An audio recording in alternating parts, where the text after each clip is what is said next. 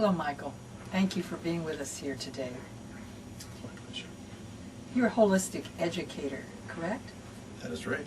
Could you tell us what that is? Certainly. After years of watching patterns of life, people's behavior, many years as a teacher of different subjects, I began to see something very large. I began to research it and discovered some very interesting patterns which other people discovered as well, and which I named holism. So my work as a holistic educator is teaching people about a way of living called holism. The theme of our talk today is survival in the 21st century. Why do you use the word survival? Are we living in particularly dangerous times? There is something fundamentally dangerous about what's happening in the world today.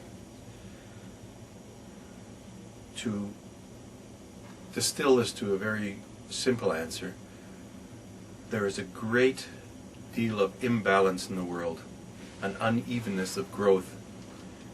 Outwardly, it's represented by the clash between science and spirituality.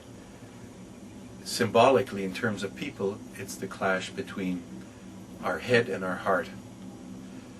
This imbalance is causing us a lot of difficulties, and now we have the science and technology to really do some serious damage in the world.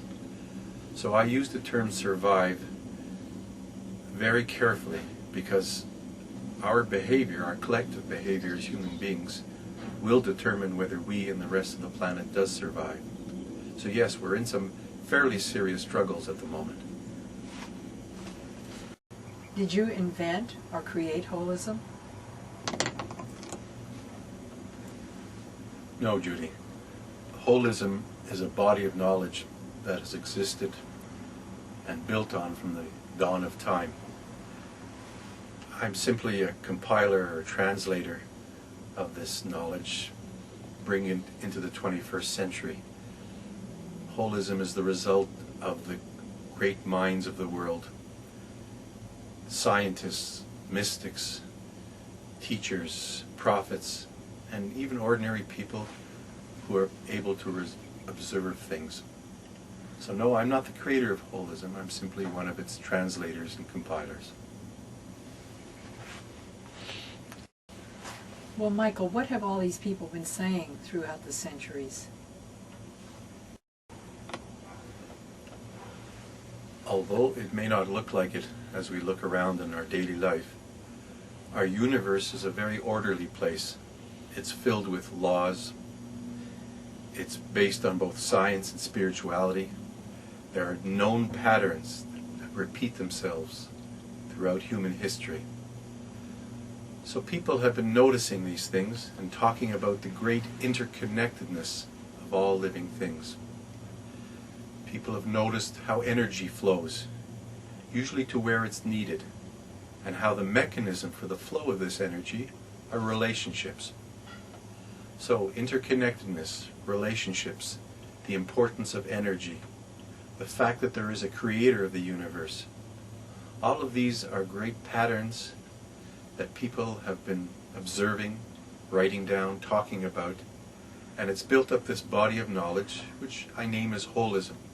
But you can call it anything you want, universal understanding, whatever you wish to call it. This type of knowledge is exactly what we need to look at in this very unbalanced and unharmonious time we're living in. Michael, how can we learn more about holism? Holism is everywhere. One of the ways you can find out more about holism is starting with a blog that I've written.